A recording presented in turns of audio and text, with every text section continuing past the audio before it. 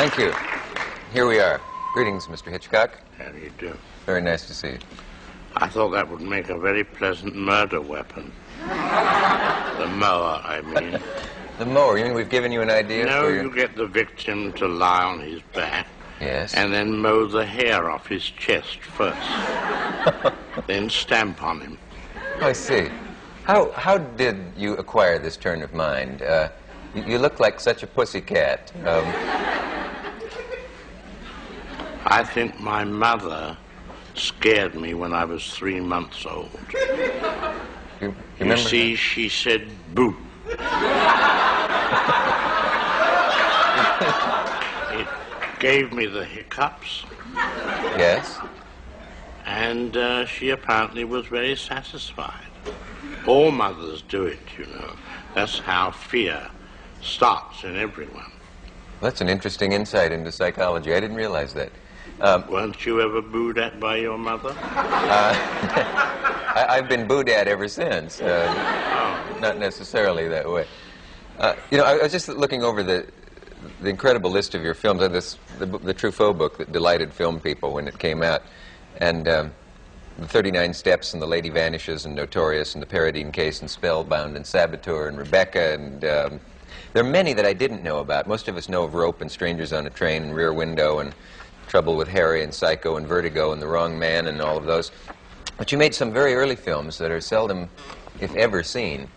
Do you have one way back there that would be Oh, yes. a There favorite? was one called The Lodger, all about Jack the Ripper. That's right. You know why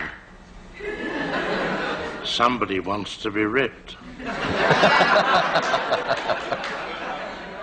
In this neighborhood they may be, but... Well, that was the case in London in the 1890s when Jack the Ripper roamed around, and, well, he just took that knife out and placed it abdomonically and slit. Yes.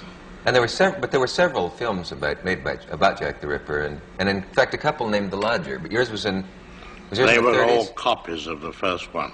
Oh. I made mine in 1926. 1926. When I was the boy director, which of course I still am now. But Yes, and one of the best boy directors we have. Are you still afraid of the police?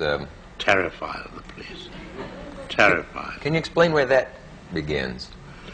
I think it was when I was a child of 5. My father sent me with a note to the local chief of police for a minor, I must admit, a minor misdemeanor.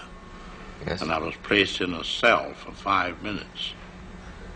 Now, psychiatrists say that if you can trace the origin of your fear, it will disappear. The whole thing is a confounded lie, because I still have it. And it's never left you from that day? Never left me. What sensation do you get? Do you still, if you see a police car, get frightened? I would say mild apprehension. I see.